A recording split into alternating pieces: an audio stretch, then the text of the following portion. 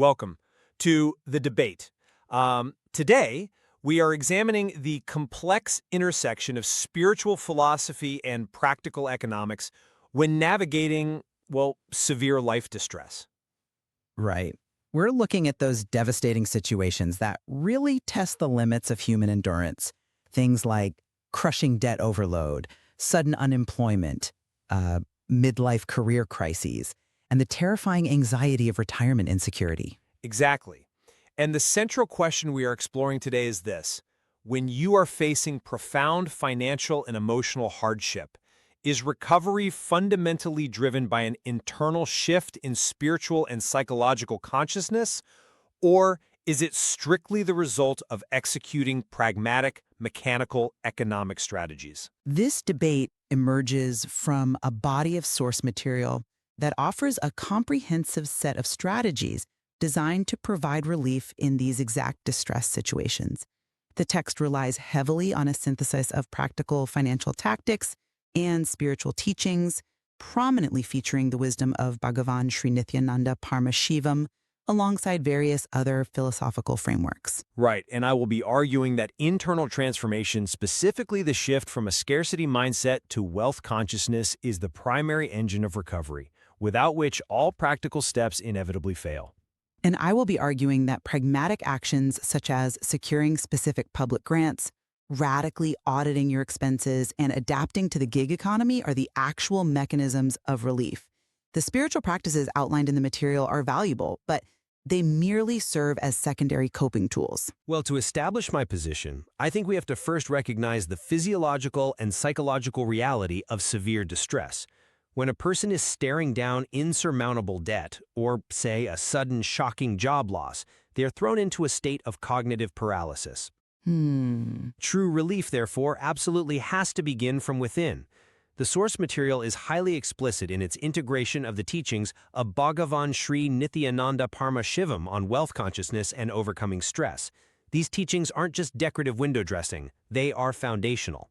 I mean, that's a compelling argument. But have you considered that cognitive frameworks, no matter how profoundly rewired, don't actually pay the electric bill? They don't pay the bill directly, no. But the text pairs this with Kabbalah's principles of unblocking subconscious barriers to abundance. The core premise here is that severe distress creates a self-perpetuating cycle of scarcity in the mind. If an individual doesn't rewire their cognitive framework toward financial wealth using techniques like Joe Dispenza's guided meditations to break the habit of being their stressed-out self, or embracing Osho's perspective of viewing money purely as an energy that flows without greed, they simply cannot effectively execute the practical steps you're going to talk about. I hear you, but You cannot creatively problem-solve your way out of poverty if your subconscious is convinced you are entirely trapped. The spiritual shift is the catalyst. I hear you, but my perspective is that tangible financial mechanics are the true solvers of distress. The material we're analyzing is packed with highly concrete, actionable solutions that do not require you to reach a state of enlightenment to execute. We're talking about applying for Pell Grants to alleviate debt, securing GEO Grants, which is state aid specifically designed for non-traditional students to cover things like transport and basic living needs, or utilizing Teach Grants, which, by the way, literally pay you to retrain as an educator in high-need fields. But getting to the point where you can even process those applications requires an internal shift. I'm sorry, but I just don't buy that. Let me tell you why. The text highlights generating online income through Upwork, specifically noting that one can earn $100 a day just editing videos or creating faceless YouTube channels that scale to $5,000 a month. These are mechanical, measurable actions. Right, but While I acknowledge that the spiritual philosophies of Bhagavan Sri Nityananda Paramashivam are valuable for emotional resilience, the actual burden of vehicle costs, essential daily expenses, and retirement insecurity is lifted strictly through economic adaptation. Consider Tony Robbins' strategy, which is featured prominently in the text, ruthlessly auditing expenses and downsizing to a single electric vehicle. That action alone immediately changes the math of a person's life. The ledger is what dictates survival in a capitalist framework, and adjusting that ledger is the definitive cure. Well, let's actually look at the debt issue, because this is where our views really clash. The psychological burden of debt is frequently more crushing than the mathematical reality of it.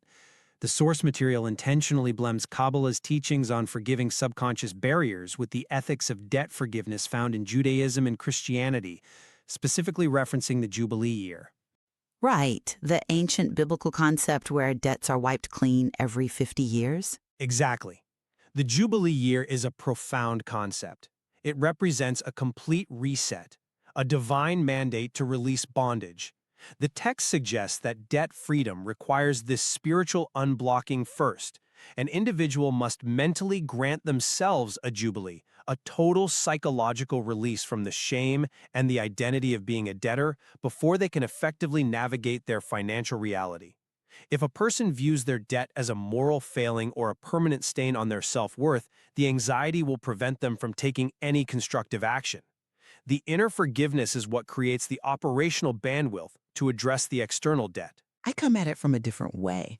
You are speaking of the Jubilee year as a psychological metaphor, but the material pairs this directly with explicit public funding solutions. We're talking about public service loan forgiveness, or PSLF, and state aid targeted specifically for those over 50. It is a stroke of a pen on a PSLF application that genuinely provides the Jubilee, not just an internal realization while meditating. But you can't pick up the pen if your hand is shaking from panic. Sure, and the text recommends physical practices to manage that panic, such as a 20-minute yoga routine. It specifically notes calming poses like child's pose or bananasana, which, for those who don't know, is a restorative stretch where you lay on the floor in a curved banana-like shape to release physical tension. But let's be ruthlessly clear here. Practicing bananasana treats the symptom of anxiety. It lowers the heart rate, it regulates the nervous system, and that is certainly beneficial. However, only applying for and securing the federal grants actually cures the disease of debt. If you sit in child's pose for 10 years, you will be highly relaxed while your house is foreclosed upon. The grant applications and the state aid are the actual levers of power. I see why you think that, but let me give you a different perspective. You are treating the grant application as a simple administrative task, utterly divorced from the emotional state required to complete it. Profound debt causes executive dysfunction. Basically, your brain's management center shuts down. You become so overwhelmed by the math that you literally can't focus long enough to fill out a dense, bureaucratic application. You say Banasana treats the symptom, but I argue that the symptom, the paralyzing anxiety, is exactly what prevents the execution of the cure. So you're saying the yoga is a prerequisite to the paperwork? I'm saying the teachings of Bhagavan Sri Nityananda Paramashamam emphasize that overcoming the specific material stress is intrinsically linked to developing wealth consciousness. If a person is operating from a mindset of deep lack, they self-sabotage. They might believe they aren't eligible for the PSLF, or that the system is rigged against them, or they simply lack the cognitive stamina to navigate the labyrinth of state aid. The spiritual practices, including Osho's philosophy of shifting from a scarcity mindset to viewing money as an energy that flows, are what allow an individual to sit down at the computer and navigate that bureaucracy. The spiritual unblocking is the prerequisite to the mechanical action. I am not convinced by that line of reasoning because it implies that only those who achieve a certain level of spiritual or psychological equilibrium can rescue themselves financially. Historically and practically, people execute survival mechanics out of pure desperation all the time, without ever touching a state of wealth consciousness. Desperation is a fuel, but it burns out quickly. It gets the application submitted, though. But you bring up a good point about survival mechanics. That desperation perfectly bleeds into how the text handles career recovery, especially when someone is pushed out of a long-term career. The pragmatism in the source material regarding employment barriers is undeniable. It explicitly references Tony Robbins' advice to quiet quit a traditional 9-to-5 job and learn digital skills on lunch breaks. It talks about targeting the age 55-plus gig economy, Which is an incredibly daunting transition for someone who has been in a traditional career for 30 years. Exactly. Imagine a 55-year-old named Greg who just got downsized from a middle management job. Telling Greg to just achieve wealth consciousness while his mortgage is due sounds absurd. What Greg needs is pure mechanical adaptation to modern market forces. The text tells Greg to create digital products, dive into affiliate marketing, or upload to a faceless YouTube channel 3 times a week to reach that $5,000 a month benchmark. These are algorithmic, systematic strategies. The relief comes from the income generated by providing a service the market demands, not from an internal state of grace. Greg learns a skill, Greg markets the skill on Upwork, Greg receives capital. It is a transactional reality. That's an interesting point, though I would frame it differently. The transactional reality you described, telling Greg to just learn video editing on his lunch break or shift to a gig economy midlife, is excruciatingly difficult to sustain without a philosophical framework. The text doesn't just present these as sterile business plans, it frames them through profound philosophical lenses. It notes that shifting careers, especially for someone like Greg facing the gig economy, requires the Zen concept of mindful adaptation. Mindful adaptation being what, exactly, in a business sense? The core insight here is that you can't brute force a midlife career change. Zen mindful adaptation invokes Chinese Taoism's principle of flowing like water. When the vessel of your old job breaks, you don't fight the broken glass. You adapt to a new container to reduce the burden. You pour your skills into digital freelancing. Furthermore, the text brings in Mitesh Katrai's decision-making principles regarding converting past regrets into new online ventures. If our hypothetical Greg simply tries to mechanically quiet quit and learn a new digital skill out of sheer panic, his burnout rate will be astronomical. But the skills pay the bills, not the water metaphor. The cognitive reframing, turning the deep regret of a lost career into the fuel for a new venture, is what makes the lunch break learning sustainable. Flowing like water is not just a business strategy, it is a state of being that allows a 55-year-old former manager to humble themselves, learn video editing, and compete on Upwork with 20-somethings without their ego completely shattering. The teachings of Bhagawan Sri Nithyananda Paramashivam provide the foundation for that exact kind of resilience. I respect the elegance of that interpretation, but I must push back on the idea that ego management is the primary driver here. When the material talks about flowing like water, look at what it immediately attaches it to: downsizing to one vehicle or finding online gigs. The philosophy is deployed in service of the economics, not the other way around. The material explicitly states audit expenses, downsize to one EV, and freelance online for payments. The Taoist flow is just a softer, more palatable way of describing brutal economic downsizing. I wouldn't call it just a softer way. It changes how the downsizing is experienced. Perhaps, but when we look at the advice for long-term security and the emotional toll of these distresses, the text's ultimate trajectory always points back to monetization. Yes, it acknowledges the deep psychological toll of job loss and debt. Yes, it mentions Mother Teresa's emphasis on service to others amid personal hardship, which is a beautiful sentiment. But how does the text actually apply this? By building community. By building a community to monetize. It suggests helping others by sharing rides to build community gigs for income. It suggests taking those shared struggles and volunteer stories to build a podcast or a YouTube channel to monetize via sponsorships and ads. The goal remains economic solvency. Even the most sacred acts of service are ultimately channeled into affiliate links and digital ebooks for passive income. The mechanics always win out over the mysticism. You are interpreting the integration of commerce and service as a reduction of the spiritual, whereas the material presents it as an elevation of the practical. By monetizing acts of service or shared struggles, the individual is participating in what Osho described as creating free content for abundance-flowing energy without greed. But let's look at the sheer emotional devastation of the distresses outlined in the text. True longevity and security do not merely come from a balanced ledger. They require a holistic approach to human endurance. I agree, endurance is necessary. But again, the text frames it economically. The text meticulously blends the stress relief teachings of Bhagawan Sri Nithyananda Paramashivam with concrete public health practices. It talks about ensuring adequate nutrition through budget-friendly omega-3 sources such as beans, or adopting a Mediterranean diet to boost mood during hardship. These aren't just tips for being more productive workers, they are survival strategies for the human soul. The resilience needed to survive the crushing weight of a midlife crisis or the terror of an unfunded retirement cannot be drawn from an Upwork account. It must be drawn from a deep, internal well of spiritual grounding and physical self-care. If the mind and body fail under the emotional toll, the financial strategies are entirely useless. That's a compelling argument, but have you considered that the text consistently loops those exact health and wellness practices back to economic viability?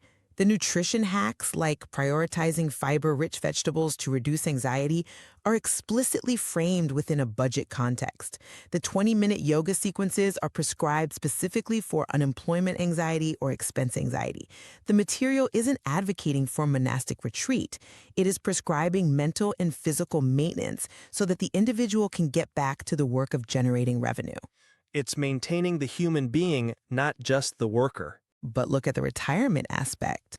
When it talks about securing funding for your golden years, it points to the FSEOG grants.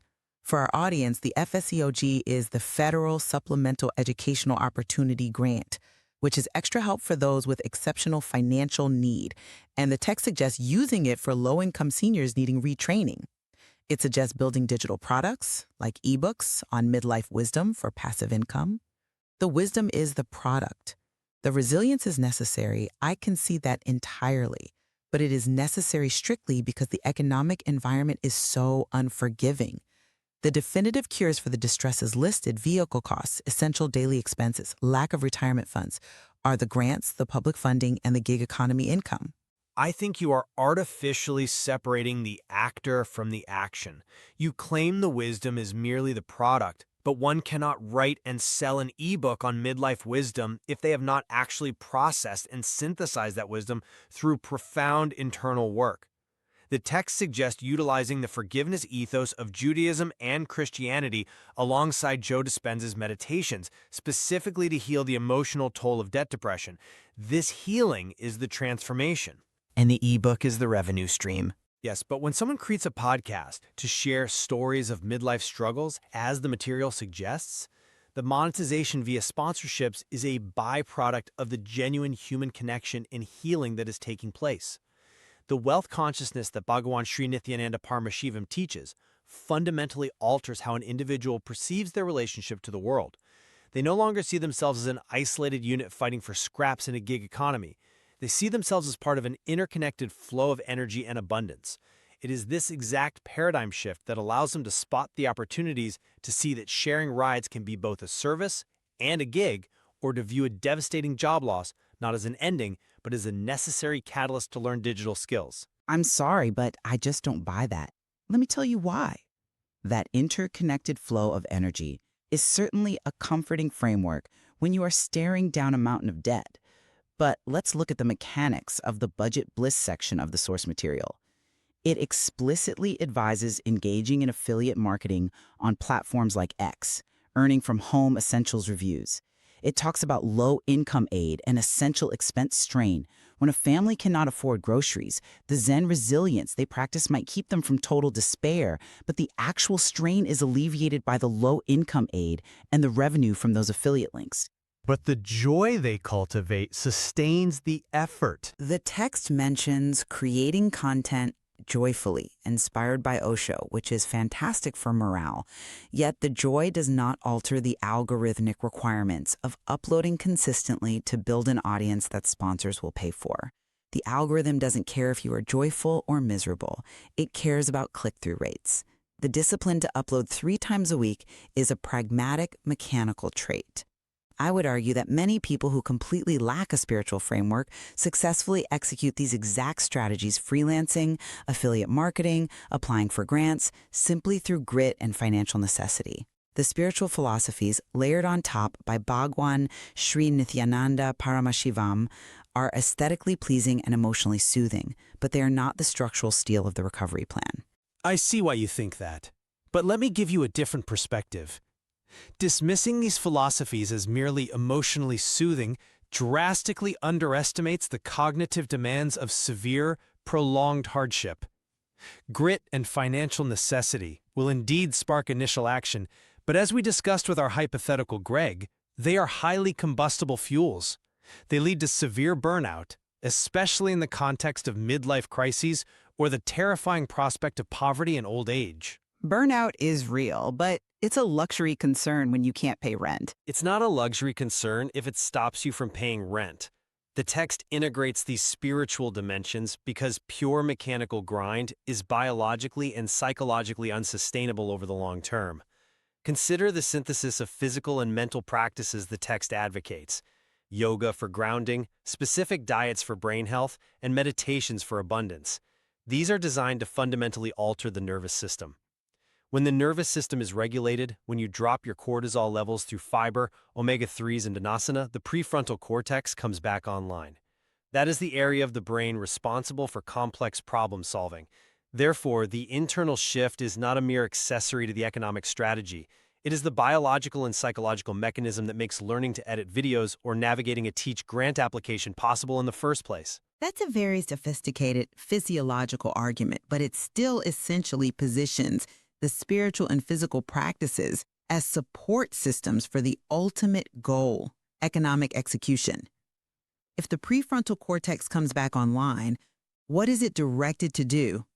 According to the text, it is directed to audit expenses, apply for federal student aid, and build a freelance profile. The distress situations outline debt, vehicle costs, unemployment, retirement are mathematically defined problems. If you have $50,000 in student loans, that is a mathematical reality. In the suffering attached to it is a psychological reality. True, but the Public Service Loan Forgiveness Program is a mathematical solution. You can approach that solution with the wealth consciousness taught by Bhagavan Sri Nityananda Paramashivam, or you can approach it with begrudging exhaustion, but the application must be filed either way. The material provides a brilliant roadmap of public funding and modern self-employment tactics. These are the tools that dismantle the hardship brick by brick. As we draw this discussion to a close, I will summarize my position.